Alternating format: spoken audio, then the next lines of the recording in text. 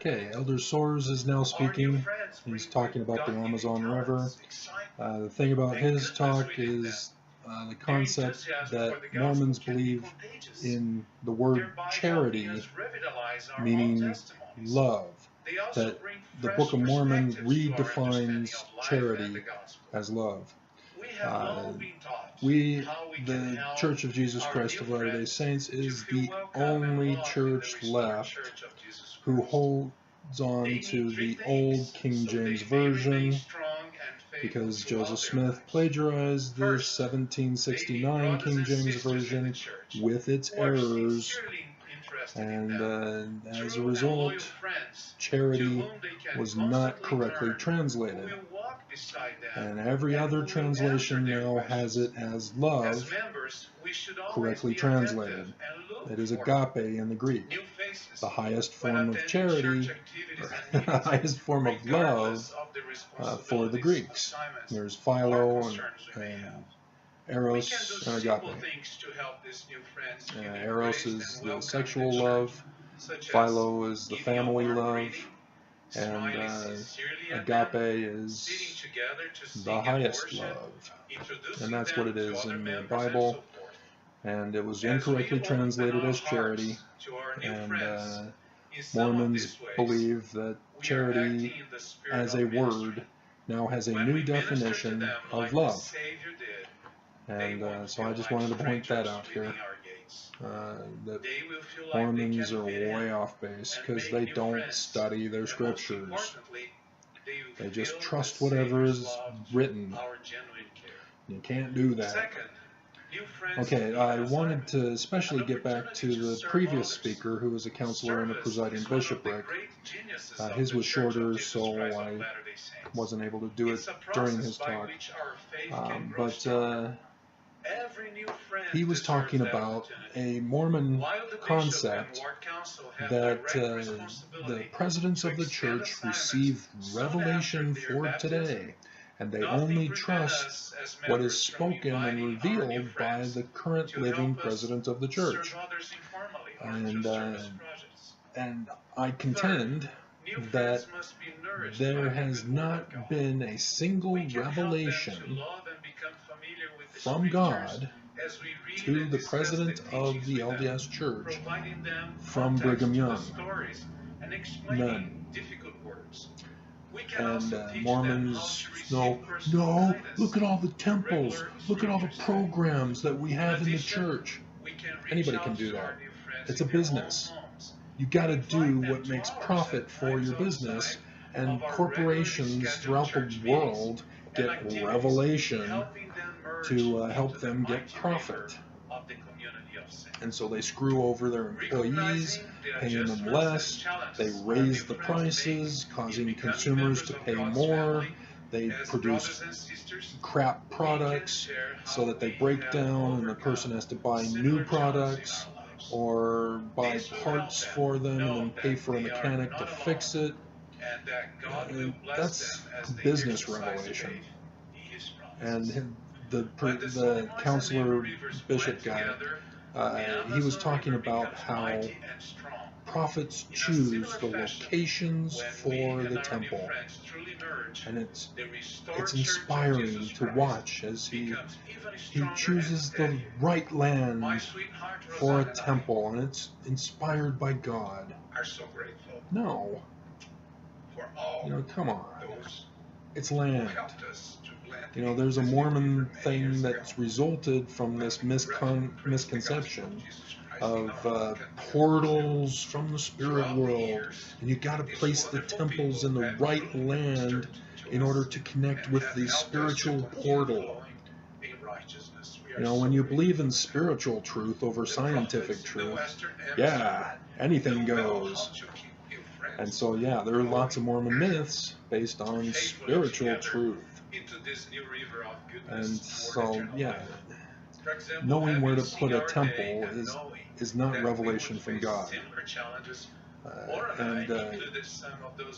It's clear that the Jordan River Temple is my perfect example of why temples are not proof of spiritual revelation.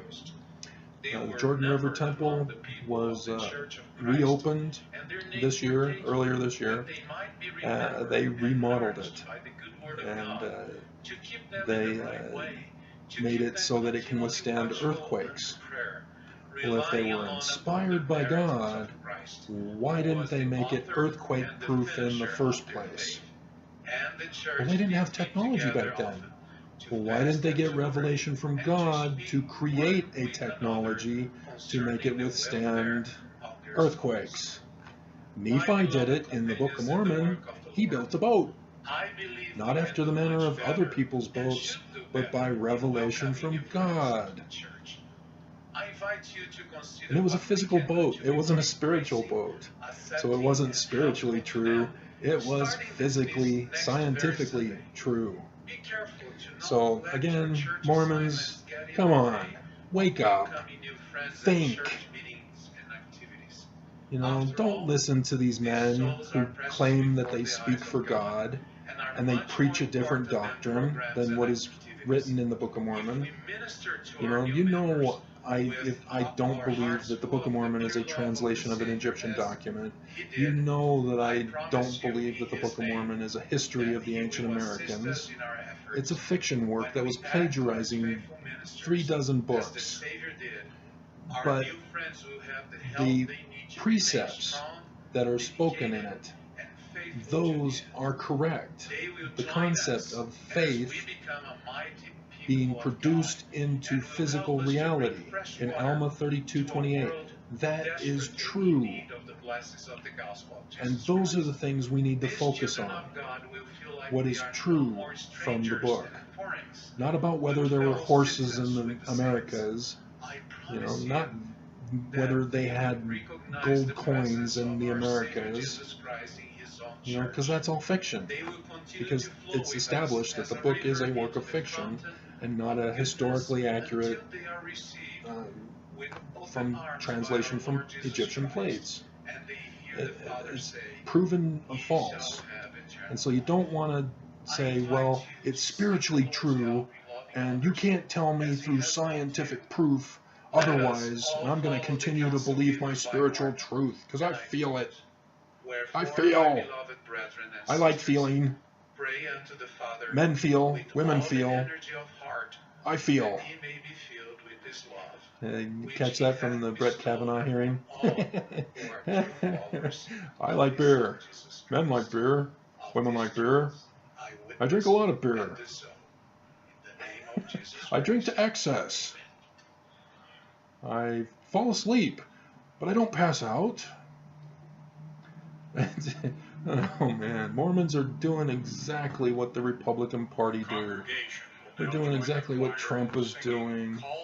After the singing, we will hear from Elder Garrett W. Gong. But yeah, it was announced by Oaks.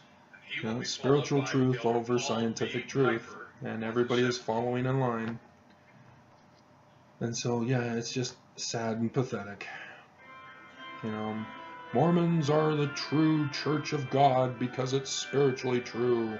Even though Brigham Young changed the doctrine, we changed it back, and then we changed it again to something new and different. So, yeah, great. Now they're doing the halftime song, Onward Christian Soldiers, it sounds like.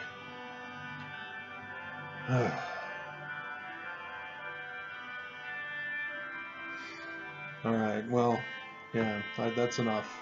There has been no revelation from these prophets because they don't have authority. Brigham Young didn't have authority, so that means every single successor does not have authority. It does not appear ex nihilo. It had to be passed from Joseph, and it didn't. He was murdered. So it died with Joseph. The church needs to be restored. And I would look for somebody who has performed miracles. Wonder who that could be. Who has performed healings, who has received revelations, actual revelations, who has warned of the signs in the heavens, because I'm willing to bet Nelson will not talk about the signs in the heavens. He will not talk about preparing for the destruction that is about to happen. He's going to set every Mormon up for failure and death. And keep watching.